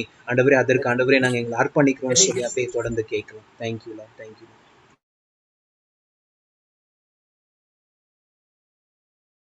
ஆனா மியூட்ல இருக்கீங்க. ஆபிரகாம் தேவனை விசுவாசித்தான், அது அவனுக்கு நீதியாக எண்ணப்பட்டது. அப்போ நிறைய நேரங்கள்ல நம்ம என்ன நினைக்கிறோம் அப்படின்னா, நான் ஆண்டவரை நேசிக்கிறேன், ஆண்டவரை நான் விசுவாசிக்கிறேன், அதனால எனக்கு எல்லாமே கிடைச்சிரும் அப்படின்னு நினைக்கிறோம். Not only in belief. உடனே ஆபிரகாம் கேட்கிறாரு, பின்னும் அவர் அவனை நோக்கி, அவர் அவன் இந்த தேசத்தை உனக்கு சுதந்திரமாக கொடுக்கும் பொருட்டு உன்னை ஊர் என்கிற பட்டணத்தை விட்டு வெளியே கொண்டு வரேன். அதுக்கு ஆபிரகாம் கேட்கிறாரு, கர்த்தராகிய ஆண்டவரே, நான் அதை சுதந்திரித்துக் கொள்வேன் என்று எதினால் அறிவேன்னு கேட்கிறார். நான் அதை சுதந்திரித்துக் கொள்ளும்படி நான், if you want to inherit that blessings, what should I do அப்படின்னு கேட்கிறார். உடனே ஆண்டவர் சொல்றாரு, 3 வயது கடாரி, 3 வயது வெள்ளாட்டுக்கடா, 3 வயது ஆட்டுக்கடா, ஒரு காட்டுப்புறா, ஒரு புறா குஞ்சு என்னிடத்துல கொண்டு வா என்றார். நல்ல கவனிங்க, நம்ம என்னதான் விசுவாசிச்சாலும், என்னதான் ஆண்டவர்கிட்ட நான் மலைகளை பெயர்க்கத்தக்க விசுவாசம் எனக்கு இருந்தாலும், ஆண்டவர் நம்மளை பார்த்து சொல்றாரு, unless you sacrifice something, you never inherit anything. Sacrifice பண்ணாம ஒரு இன்ஹெரிட்டன்ஸ் நமக்கு கிடைக்காது. எத்தனை பேர் இருக்கிற இடத்துல ஒரு ஆமேன்னு சொல்லுவீங்க? ஒரு 10 நிமிஷத்துல நான் வேகமா நான் முடிக்கிறேன் பாருங்க, நம்ம டைம் போயிட்டு இருக்கு பாருங்க. ஆபிரகாம் தேவனை விசுவாசித்தார், எல்லாம் கரெக்ட். ஆனா ஆண்டவர் சொல்றாரு, இதை நீ சுதந்திரிக்கணும்னா, ஆபிரகாமே கேட்கிறார், நான் how to inherit all this lord, நான் இதை எப்படி இன்ஹெரிட் பண்ண முடியும்? அதுக்கு ஆண்டவர் சொல்றாரு, you should do a sacrifice. நீ ஒரு ஒரு சாக்ரிஃபைஸ் தேவை. Desiring without sacrifice, desiring anything without investment is vain my brother. நான் இப்படி ஆவேன், நான் அப்படி ஆகிறேன்னு விரும்பிக்கிட்டே இருந்தா விரும்பிக்கிட்டே தான் இருக்கணும். ஆனா கிரயத்தோட விரும்பணும்னு சொல்றார். உங்க விருப்பத்தோட சாக்ரிஃபைஸை இணைத்துருங்க. நான் ஆண்டவருக்காக எழும்பி பிரகாசிக்கணும்னு விரும்புறது தப்பு இல்ல. ஆனா அந்த விருப்பமாவே முடிஞ்சிடக்கூடாது. அந்த விருப்பத்தோட ஒரு கமிட்மெண்ட் வரணும். நிறைய பேர் விரும்புறாங்க, ஆனா அவங்களுக்கு கமிட்மெண்ட் இல்ல. பாருங்க, இப்ப ஆபிரகாம் கிட்ட சொல்றாரு, நீ இதை சுதந்திரிக்க வேண்டுமானா உனக்குள்ள ஒரு கமிட்மெண்ட் வேணும், நீ அர்ப்பணிக்கணும். அப்போ ஆபிரகாம் அர்ப்பணிக்கிறாரு. அந்த சாக்ரிஃபைஸ்ல, லிசன் கொஞ்சம் கவனிங்களேன், இந்த சாக்ரிஃபைஸ்ல என்ன பிரச்சனை ஆயிடுச்சுன்னா, 10வது வசனம் ஜெனிசிஸ் 10, அவன் அவைகள் எல்லாவற்றையும் அவரிடத்தில் கொண்டு வந்து அவைகளை நடுவாக துண்டித்து துண்டங்களை ஒன்றுக்கொன்று எதிராக வைத்தான். பட்சிகளை அவன் துண்டிக்கவில்லை. சாக்ரிஃபைஸ்ல இன்கம்ப்ளீட். இதை கேட்டுக்கொண்டிருக்கிற நம்முடைய வாழ்க்கையில நாம ஆராய்ந்து பார்ப்போமே, என் சாக்ரிஃபைஸ்ல இன்கம்ப்ளீட் இருக்க கூடாது ஆண்டவரே.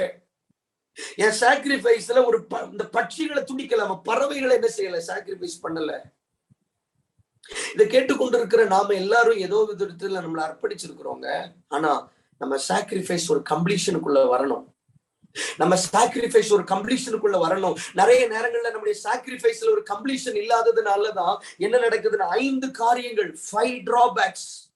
நம்முடைய கமிட்மெண்ட் சரியில்லாததுனாலதான் இந்தியா தேசத்துல, தமிழ்நாட்டுல இவ்வளவு பரிசுத்தவான்கள் அர்ப்பணித்த பிறகும் எழுப்புதல் வராமல் போனதற்கு என்ன காரணங்க? எவ்வளவோ பிரேயர் நெட்வொர்க், எவ்வளவோ பிரசங்கங்கள். நான் ஓப்பனா சொல்றேன், நான் ஆண்டுகிட்ட சமீப நாட்களா நான் ஒண்ணு சொன்னேன், ஆண்டவரே, என்ன பிரசங்கம் பண்ணி என்ன ஆண்டவரே, யாருமே கமிட் பண்ற மாதிரி இல்லையா ஆண்டவரே. அப்ப ஆண்டவர் சொன்னாரு, பிரசங்கம் அல்ல, கமிட்மெண்ட். இப்ப நான் பிரசங்கம் பண்ணலாங்க, நான் அழகா சாதுரியமா பேசலாம். ஆனா உண்மையிலேயே சொல்றேன், பிரசங்கத்தை விட கமிட்மெண்ட் ரொம்ப முக்கியம். பிரசங்கமே வேண்டாங்க, நம்முடைய கமிட்மெண்ட் சரியா இருந்தா. பவுல் சொல்றார், பைத்தியமாய் தோன்றுகிற பிரசங்கத்தினாலே ஆத்துமாக்களை ரட்சிக்க அவர் வல்லமை உள்ளவர், சித்தம் கொண்டிருக்கிறார். பைத்தியமா தோன்றுகிற பிரசங்கம், பைத்தியமா தோன்ற பிரசங்கம்னா என்ன அர்த்தங்க? பிரசங்கமே பைத்தியம், ஒண்ணுமே புரியல அப்படின்னு சொல்லுவாங்க. ஆனா எத்தனை பேர் நமக்கு முன்னாடி ஜெனரேஷன்ல வாழ்ந்தவங்களுக்கு எல்லாம் 7 பாயிண்ட் 10 பாயிண்ட் இப்படி எல்லாம் பிரசங்கம் பண்ண தெரியாதுங்க. ஆனா கொத்தா ஆத்துமாக்கள் ரட்சிக்கப்பட்டாங்களே, பட்டணங்கள் விடுவிக்கப்பட்டது, சிங்கங்களின் வாயை கட்டினார்களே, அக்கினியை அவித்து போட்டார்களே, பெற்றோர்கள் தங்கள் சாக கொடுத்த பிள்ளையை திரும்ப பெற்றுக் கொண்டாங்களே. ஏன் தெரியுமா? Their life is full of commitments. சாது சுந்தர் சிங் பஞ்சாப் மாநிலத்துல மிஷினரியா இருந்து ரட்சிக்கப்பட்டு ஆண்டவருடைய மிஷினரியா வாழ்ந்த சாது சுந்தர் சிங் ஐயாவை பத்தி ஒரு சாட்சியை நான் படித்தேன். என்ன ஆச்சரியப்படுத்தினது. எங்க பட்டணம் நாகர்கோவில்ல நடந்திருக்குன்னு கேள்விப்படும் போது நான் மணிக்கூர்கள் உட்கார்ந்து அழுதேன். ஆண்டவரே, அந்த பரிசுத்தவான கொண்டு நாகர்கோவில் பல வருஷத்துக்கு முன்னாடி சாது சுந்தர் சிங் ஐயா இருக்கார் இல்லையா, அவர் நாகர்கோவிலுக்கு வந்திருக்கிறாருங்க. நாகர்கோவிலுக்கு வந்திருக்கும் போது ஒரு சேரியட்ல அவரை கூட்டிட்டு வந்திருக்கிறாங்க, குதிரை வண்டியில கூட்டிட்டு வந்திருக்கிறாங்க. அதுல சாது சுந்தர் சிங் ஐயா ஒரு கூட்டத்துக்கு பிரசங்கம் பண்ண வருவதற்காக அந்த சேரியட்ல கன்னியாகுமரி வழியாக வந்து கொண்டிருக்கும் போது திடீரென்று அந்த கன்வென்ஷன் கிரவுண்டுக்கு போற வழி நேர் வழி. ஆனா திடீர்னு சாது சுந்தர் சிங் ஐயா சொன்னாரா, வண்டிய இடது பக்கமா ஓட்டுன்னு சொன்ன போது கூட இருந்த மீட்டிங் ஆர்கனைசர் சொன்னாரா, ஐயா இப்படிதான் போகணும்னு சொன்ன போது சாது சுந்தர் சிங் ஐயா சொன்னாரா, இல்ல இயேசு என்ன இப்படி போக சொல்றாருன்னு. இப்படி வண்டியை திருப்பின போது, நல்லா கவனிச்சு கேளுங்க, அந்த ரோட்டு ஓரத்துல ஒரு காம்பவுண்ட் போட்ட வீடுல ஒரு கைகள்ல கால்கள்ல கழுத்துல சங்கிலிகளால கட்டப்பட்ட ஒரு வாலிப சகோதரி பைத்தியம் பிடித்தவளாக அந்த வழியில பைத்தியம் பிடிச்சு அந்த காம்பவுண்ட் சோறுக்குள்ள நின்று கொண்டிருந்தாலும், புத்தி பேதளித்து போனவள். அப்போ சாது சுந்தர் சிங் ஐயா அந்த வழியாக அவர் வாகனத்தை அந்த சேரியட் போகும்போது ஜஸ்ட் ஒரு கிளான்ஸ் திரும்பி பார்த்தாராம். திரும்பி பார்த்த போது அந்த வாலிப சகோதரி அப்படியே அவரை பார்த்துட்டு, இயேசுவை போல ஒருவர் போறதை நான் பாக்குறேன்னு சொன்னா, அவ்வளவுதாங்க, பைத்தியம் சரியாயிடுச்சு. என் சங்கிலி எல்லாம் கழுத்துங்கன்னு சொன்னா போய் நல்ல ட்ரெஸ் மாத்திட்டு உட்கார்ந்து பைபிள் படிக்க தொடங்கிட்டாளா. எனக்கு அருமையானவர்களே, சாயங்காலம் அந்த கன்வென்ஷன் மீட்டிங்க்கு அந்த பிள்ளையினுடைய தகப்பன் போனாராம். போன போது அந்த தகப்பன் அந்த சாது சுந்தர் சிங் ஐயாட்ட கேட்டாரா, பல வருஷமா பைத்தியம் பிடிச்சிருக்கிற என் மகள் வீட்டுல சங்கிலிகளினால கட்டி போடப்பட்டிருக்கிறா, அவளுக்கு வந்து ஒரு ஜெபம் பண்ணணும்னு சொன்ன போது சாது ஐயா சொன்னாரா, இல்ல உன் மகளை இயேசு குணமாக்கிட்டார், சாட்சியா இருங்கன்னு சொன்ன போது, இன்றைக்கு அந்த பல வருஷங்களுக்கு முன்னாடி நடந்த அந்த ஒரு பார்வையில அந்த வாலிப சகோதரி விடுதலையாக்கப்பட்டார். இன்றைக்கு இலங்கை தேசத்துல குடும்பமாய் பிள்ளைகளோடு மிஷனரியாக ஊழியம் செய்கிறார்கள் என்று ஒரு சாட்சி புஸ்தகத்தை நான் படிக்க கர்த்தர் கிருபை தந்தார். நான் அழுவேன். அப்ப ஆண்டவர் சொன்னார், பிரசங்கத்தை காட்டிலும் கமிட்மெண்ட் முக்கியம், பிரசங்கத்தை பார்க்கிலும் அர்ப்பணிப்பு முக்கியம். இந்த வார்த்தையை கேட்டுக்கொண்டிருக்கிற என் அன்பு சகோதரா, என் அன்பு சகோதரி, maybe you may think I am an emotional person. I am not emotional. நான் சத்தியத்தை சொல்லுகிறேன். எவ்வளவு பிரசங்கம் பண்ணினாலும் இனி இந்த தலைமுறையை நாம திருப்ப முடியாது. But God is expecting a commitment. ஒரு கமிட்மெண்ட் லைஃப் ஆண்டவர் எதிர்பார்க்கிறார். இன்னைக்கும் உங்க பலியில ஏதோ ஒரு இன்கம்ப்ளீஷன் இருக்கு சிஸ்டர். இன்னைக்கும் Facebooka பலியிடலையா, ட்விட்டரை படி, இதெல்லாம் சோசியல் மீடியால நமக்கு தேவைதாங்க. ஆனா அது உங்களுக்கு ஐடலா மாறிடுச்சுன்னா அதை பலியிட்டணும். இன்னைக்கு 3 வயது கிடாவை பலியிட்ட ஆபிரகாம், 3 வயது வெள்ளாட்டை பலியிட்ட ஆபிரகாம், 3 வயது ஆட்டுக்கடாவை பலியிட்ட ஆபிரகாம், ஒரு காட்டுப்புறாவை பலியிட்ட ஆபிரகாம், ஏதோ ஒரு பட்சியை பலியிடாம போனதுனால அவன் சாக்ரிஃபைஸ் இன்கம்ப்ளீட் ஆயிடுச்சு. பாருங்க, இன்கம்ப்ளீட் ஆனதுனால முதல்ல நடந்தது என்ன தெரியுமா? 11வது வசனம், பறவைகள் வந்து உடலின் மேல் இறங்கின. பறவை வந்து எதை குறிக்கிறது தெரியுமா? Satan, demons, devil's. வழியருகே விதைக்கப்பட்ட விதைகளை பறவைகள் வந்து கொத்தி கொண்டு போனது. பறவைகளின் சத்துருவை குறிக்கிறது. உன்னுடைய வாக்கு தத்தத்தை பிசாசு திருடி விடுவான். பறவைகள். இன்னைக்கு நம்ம லைஃப்ல பறவைகள் வருது இல்ல பிரதர்? நிறைய பறவைகள் ஏன் பறவைகள் நம்ம வாழ்க்கையில பறக்குது தெரியுமா? எங்கேயோ நம்முடைய கமிட்மெண்ட்ல கம்ப்ளீஷன் இல்ல, எங்கேயோ ஒரு எல்லையில அர்ப்பணிக்க தவறிட்டோம். ஏதோ ஒரு எல்லையில ஒரு லூப் ஹோல் இருக்குது, ஏதோ ஒரு எல்லையில இன்னும் என்ன கம்ப்ளீட்டா அர்ப்பணிக்கல. அதனாலதான் மறுபடியும் பறவை பறக்குது. என் வாழ்க்கையில சில கெட்ட காரியங்கள் நடந்து கொண்டு இருக்கிறது. ஈவில் ட்ரீம்ஸ், கெட்ட சொப்பனங்கள் சிலருடைய வாழ்க்கையில வருது. என் கமிட்மெண்ட்ல எங்கேயோ கம்ப்ளீஷன் இல்ல. ஃபர்ஸ்ட் பறவைகள் பறக்கும். பறவை எதை குறிக்குதுங்க? பிணம் எங்கேயோ அங்க கழுகு, பிணம் எங்கேயோ அங்க கழுகுகள் கூடும். இந்த பறவைகள் சாதாரண பறவைகள் அல்ல, பிணம் தின்னி பறவைகள், வல்ச்சர்ஸ். வல்ச்சர்ஸ். அப்போ சாக்ரிஃபைஸ் இன்கம்ப்ளீட்டா இருந்துச்சுன்னா பறவை வரும். ரெண்டாவது, அவன் துரத்துறான். ஆபிரகாம் அதை துரத்துகிறார். வாழ்க்கையில சீப்போ சீப்போ போ போ துரத்துறது, இச்சைய துரத்துறதுக்கே நமக்கு டைம் சரியா இருக்கும். ஊழியம் செய்ய முடியாது, ஆண்டவருக்காக சாதிக்க முடியாது. சிந்தனைகள்ல வரக்கூடிய நினைவுகளை துரத்துறதுக்கே நேரம் சரியாயிரும். போன்ல வரக்கூடிய பிரச்சனைகளை துரத்துறதுக்கே நேரம் சரியாயிரும். செகண்ட் டிராபேக், துரத்தி கொண்டே இருக்கணும். வாழ்க்கையில துரத்தி கொண்டே இருக்கணும். மூணாவது டிராபேக் பாருங்க, சூரியன் அஸ்தமிக்கும் போது ஆபிரகாமுக்கு அயர்ந்த நித்திரை வந்து ஸ்லம்பர்னஸ், சோம்பல் வந்தது. சாக்ரிஃபைஸ்ல இன்கம்ப்ளீட்டா இருந்தோம்னா சோம்பல் வந்துடும். நாலாவது, காரிருளும் திகிலும் அவனை மூடிக்கொண்டது, பயம் வந்துச்சு. இன்னைக்கு நிறைய பேருடைய வாழ்க்கையில பயம், கமிட்மெண்ட் சரியில்லைன்னா பயம், எதிர்காலத்தை குறித்த பயம், குடும்பத்தை குறித்த பயம், ஊழியத்தை குறித்த பயம். ஆண்டவர் சொல்றாரு, உன் சாக்ரிஃபைஸ் சரியா இருந்தா நீ பயப்பட வேண்டிய அவசியம் இல்லை. மடியில கணம் இல்லைன்னா வழியில பயம் இல்லைன்னு எங்க ஊர்ல பழமொழி சொல்லுவாங்க. உன் மடியில கனம் இல்லைன்னா நீ வழியில பயப்பட வேண்டாம். எக்ஸாம் காலில் பிட்டு வச்சிருக்கிறவன் தான் சூப்பர்வைசரை பார்த்து பயப்படணும். பிளையிங் ஸ்குவாட பார்த்து ஒருத்தன் பயப்படுறான்னா அவன் பிட்டு வச்சிருக்கிறவன் தான் பயப்படணும். பிட் இல்லாதவன் பயப்பட வேண்டாம், அவன் தைரியமா பயிற்சி எழுதலாம். உன் சாக்ரிஃபைஸ் இன்கம்ப்ளீட்டா இருக்கிறதுனால தான் நம்ம பயப்பட வேண்டிய சூழ்நிலை. ஐந்தாவது டிராபேக், உன் சந்ததியார் 400 வருஷம் அந்நிய தேசத்திலே அடிமைகளா இருப்பார்கள். அடிமைகளாயிருவாங்க. இன்னைக்கு ஆண்டவர்கிட்ட சொல்லுவோம், ஆண்டவரே எங்க கமிட்மெண்ட், பழைய பரிசுத்தவான்கள் அப்போஸ்தல நாட்கள்ல பேதுரு இவங்க எல்லாம் மீன் பிடிக்கிறவங்க, இவங்களுக்கெல்லாம் எங்க பிரசங்க நாலேஜ் இருந்திருக்கும்? இவங்களுக்கெல்லாம் எஃப் மேஜர்னா என்னன்னு தெரியுமா?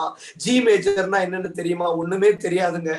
ஆனா நமக்கு பிஎஸ்ஆர் 750 வச்சு வாசிக்கிறோம். நமக்கு இன்ஸ்ட்ருமெண்ட்ஸ் இருக்கு, நமக்கு பிரசங்க தாளந்துகள் இருக்கிறது, நமக்கு ஆராதனை முறைமைகள் தெரியும். ஆனா we are the powerless generation. என்ன நீங்க தப்பா எடுத்துக்காதீங்க. we are the powerless generation. we are the powerless generation. ஏன் தெரியுமா? we don't have any sacrifice. ஷலபா கதரபா, நமக்கு சாக்ரிஃபைஸ் இல்லைங்க. அதனால we are the powerless. N brother, உங்க கூட ஆண்டவர் பேசுறத உணர முடியுதா? ஆண்டவரே எங்கே சாக்ரிஃபைஸ்ல இன்கம்ப்ளீஷன் இருக்குப்பா. ராத்திரி தூங்கும் போது கெட்ட சொப்பனம் பாக்குறேன், அசுத்தமான காரியம் வருது, என் சொப்பனத்துல கெட்ட கெட்ட ட்ரீம்ஸ் வருதுன்னு சிலர் இந்த கூட்டத்துல உட்கார்ந்து இருக்கிறீங்க. Sacrifice is incomplete. உன் கமிட்மெண்ட் சரியா இருந்தா கெட்ட காரியங்கள் வராது. இனி பறவைகள் பறக்காது. இன்றைக்கு ராத்திரி பறவைகளை துரத்த போகிறார். driving out evil birds in your life. எத்தனை பேர் என் கூட சேர்ந்து ஜெபிக்க போறீங்க? என் வாழ்க்கையில முதலாவது என் லைஃப்ல இருக்கிற தேவையற்ற பறவைகளை விரட்டணும். சிலர் லைஃப்ல போராடிக்கிட்டே தான் இருப்பாங்க, துரத்திக்கிட்டே தான் இருப்பாங்க. வாழ்க்கையில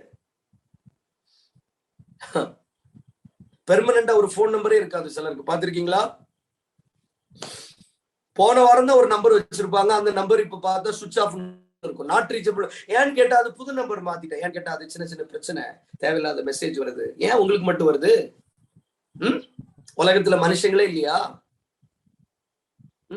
எனக்கு தெரிஞ்சு பிஇ படிக்கும்போது, ஆண்டவர் நாம மகிமைக்காக சொல்றேன், பிஇ படிக்கும்போது 2008 என் ஃப்ரெண்டு பிஎஸ்என்எல் சிம் கார்டு ஒன்று வாங்கி கொடுத்தான். சிம் கார்டை நான் பெர்மனன்ட் சிம் கார்டை நான் யூஸ் பண்றேன். அது மேல இயேசுவின் ரத்தத்தை தெளிக்கிறேன். ஏன்னா the changing the SIM card is not at all a spiritual maturity. Spiritual மெச்சூரிட்டியே இல்லைன்னு அர்த்தம். சும்மா வாரத்துக்கு ஒரு சிம் கார்டை மாத்துறதெல்லாம் அது ஒரு நல்ல மெச்சூர்டு பிலீவருக்கு அடையாளமே கிடையாது. 10 நம்பர் கொடுப்பாங்க, இதை நோட் பண்ணிக்கோங்க, அதை நோட் பண்ணிக்கோங்க. நம்ம லைஃபும் 10 மாதிரிதான் இருக்கும். 10 லைஃப் இருக்குன்னு அர்த்தம். ஒரு அட்ரஸ் தாங்க, ஒரு அப்பா தான், ஒரு அம்மா தான். நமக்கு ஒருவேளை நெட்டுக்காக வேற எதுக்காக எக்ஸ்டர்னல் ஒரு சிம் கார்டு வச்சிருக்கலாம், தப்பு கிடையாது. But you should have some permanent thing. ஏங்க உங்க சிம் கார்டு மட்டும் பிளாக் ஆகுது? ஏன் உங்க சிம் கார்டை மட்டும் மாசத்துக்கு 2 தடவை மாத்துறீங்கன்னா? தேவையில்லாத கால்ஸ் வருது பிரதர். ஏன் வருது? சாக்ரிஃபைஸ்ல இன்கம்ப்ளீட்டா இருக்கிறதுனால துரத்திக்கிட்டே இருக்கிறோம். ஒவ்வொரு சிம் கார்டை துரத்துறோம், ஒவ்வொரு ஐடியா மாத்துறோம். எத்தனை மெயில் ஐடி மாத்தியாச்சு, எத்தனை அட்ரஸ் மாத்துறோம், எத்தனை பேஸ்புக் ஐடி மாத்துறோம். ஏங்க இதெல்லாம் ஆண்டவர் முகாந்தரத்தோடு பேசுகிறார். சாக்ரிஃபைஸ்ல இன்கம்ப்ளீட்டா இருக்கிறதுனால துரத்திக்கிட்டே இருக்கிறோம். 3வது ஸ்லம்பர்னஸ். சாக்ரிஃபைஸ் இன்கம்ப்ளீட்டா இருந்துச்சுன்னா தூக்கம் வந்துடும். தூக்கம் வெறும் தூக்கம் மட்டுமல்ல, ஸ்லம்பர்னஸ், சோர்வுகள், மந்தம், செயல்பட முடியாத ஐடில். 4வது பயம், திகில், எதிர்காலத்து குறித்த குழப்பம். 5வது அடிமைத்தனம் வந்து விடுகிறது. என்ன சாக்ரிஃபைஸ் பண்றேன்னு எத்தனை பேர் ஒப்பு கொடுக்க முடியும்? பவுல் சொல்றாரு, உங்கள் சரீரங்களை ஜீவ பலியாக ஒப்பு கொடுப்பதே புத்தி உள்ள ஆராதனை. I understand one truth and I understood. என்ன தெரியுமாங்க? பிரசங்கத்தை காட்டிலும், ஆராதனையை காட்டிலும், பிரேயர் ரிக்வெஸ்ட காட்டிலும் என்னுடைய சாக்ரிஃபைஸ் தான் என்னை நடத்தும். என்னுடைய சாக்ரிஃபைஸ். எத்தனை பேர் பலியிடுவதற்கு நம்மை ஒப்பு கொடுக்க போகிறோம்? கமிட்மெண்ட்.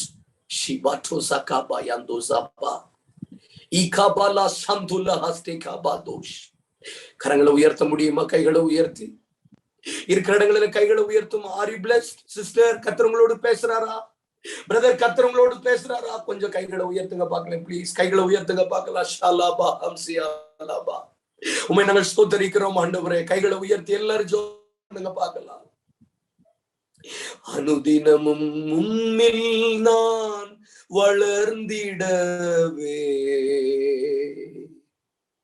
உம் அனுக்கிரகம் தர வேண்டுமே. அனுதினமும் உம்மில் நான் வளர்ந்திடவே உம் அனுக்கிரகம் தர வேண்டுமே. என்னால் ஒன்றும் கூடாதையா, எல்லாமே உம்மாலே ஆகும். வாய் திறந்து சொல்லுவோம்.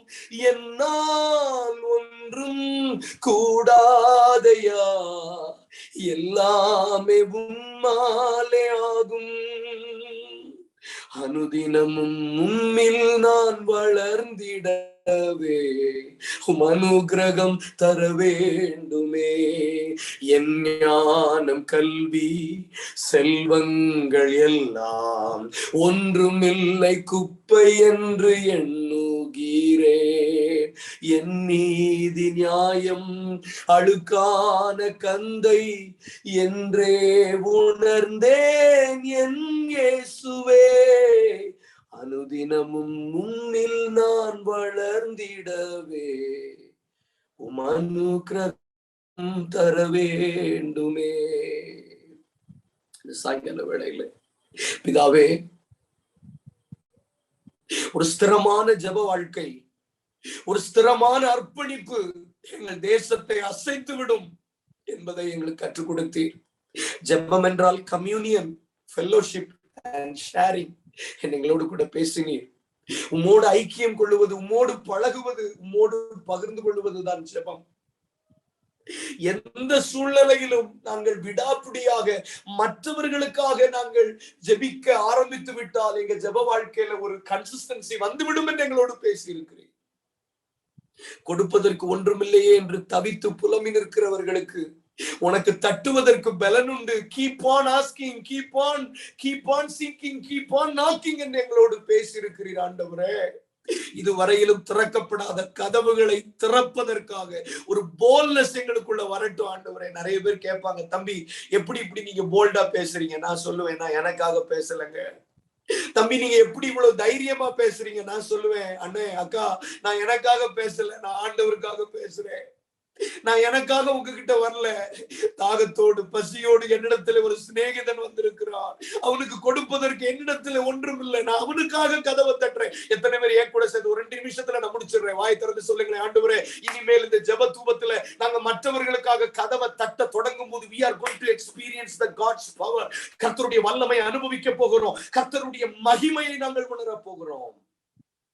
இரண்டாவது, நெகட்டிவான சிச்சுவேஷன்ஸ்லயும் பாருங்க, சீசர்கள் ஜெபம் பண்ணியும் அவளுக்கு அற்புதம் நடக்கல. லிஸ்ட்லயே பேர் இல்ல, நீ இயேசு சொல்றாரு, இஸ்ரவேல் வீட்டார்ல நீ இல்லப்பா. அவளை அவமானப்படுத்துறார், நாய்க்குட்டின்னு சொல்றாரு. ஆனால் அவன் கவலைப்படவே இல்லை. கன்சிஸ்டன்சி.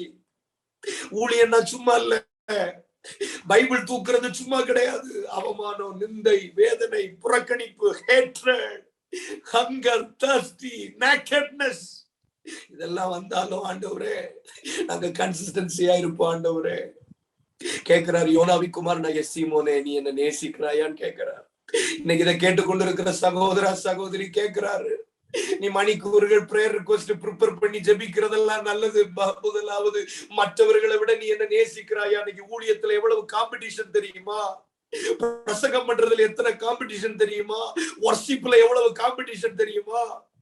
ஒரு ஊழியக்காரர் யூடியூப்ல ஒரு பாட்டு போட்டா அதுக்கு போட்டியா பாட்டு போடுறதுக்கு தனுஷ், சிம்பு மாதிரி, ரஜினி, கமல் மாதிரி, same to tell all this. இதெல்லாம் சொல்றதுக்கு கேவலமா இருக்கு, ஆனா அதுதான் உண்மைங்க.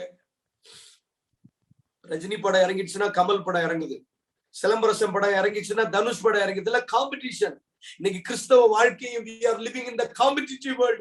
பிரதர் சிஸ்டர், நமக்கு காம்படிஷன் பிரசங்கத்துல வேண்டாம், பாட்டு ரிலீஸ் பண்றதுல வேண்டாம், என் காம்படிஷன் ட்ரெஸ் போடுறதுல வேண்டாம், என் காம்படிஷன் இயேசுவை நேசிக்கிறதுல வரட்டும். அப்படி நீங்க நேசித்து அந்த ஜெபத்துல அன்பை கூட்டி வழங்குவீர்களானால் கர்த்தர் உங்களை ஒரு கொடுக்கிற கான்ட்ரிபியூட்டராக, ஒரு ஷெப்பர்டாக, ஜெப குறிப்பே இல்லாமல் அநேகர்களை தலைவராக, நீங்க இதை கேட்டிருக்கவே மாட்டீங்க. கர்த்தர் இந்த ஆகஸ்ட் மாதத்தில் அதை உங்களுக்கு நன்மையாக, கிருபையாக, தானமாக தருவார். சாலமோன் கேளாததை கர்த்தர் கொடுத்தது போல ஆண்டவருடைய கிருபையினால கமிட்மெண்ட், உங்க கமிட்மெண்ட் சரியா இருக்கட்டும். உங்க விசுவாசம் நல்லது. ஆபிரகாம் தேவனை விசுவாசித்தார், அது நீதியாக எண்ணப்பட்டது. Faith is good, but sacrifice helps you to inherit the blessings of God. Sacrifice தான் அதை சுதந்தரிப்பதற்கு உதவி செய்யும். ஆண்டவரே, எங்கேயோ என் சாக்ரிஃபைஸ் இன்கம்ப்ளீட்டா இருக்குமா, நான் ஒப்பு கொடுக்கிறேன். சகோதரா, ஒரு நிமிஷம் ஒப்பு கொடுங்களேன். சகோதரி, உங்களை ஒரு நிமிஷம் ஒப்பு கொடுங்களேன். ஆண்டவரே, சாக்ரிஃபைஸ்ல எங்கேயும் இன்கம்ப்ளீஷன் இருக்கிறதுனாலதான் பறந்து வருது. ஆண்டவரே, எங்க போனாலும் பிசாசு போராட்டங்கள், பிரச்சனைகள் வந்து கொண்டே இருக்கிறது. ஆண்டவர் seriously talking. I can seriously feel the presence of God is hovering in our midst. எத்தனை வருஷம் பிரதர் நம்ம வாழ்க்கையில் இருக்கிற இச்சையை விரட்டிக்கிட்டு இருப்போம்? எத்தனை வருஷம் என் வாழ்க்கையில் இருக்கிற அசுத்தமான இச்சைகளை விரட்டிக்கிட்டு இருப்போம்?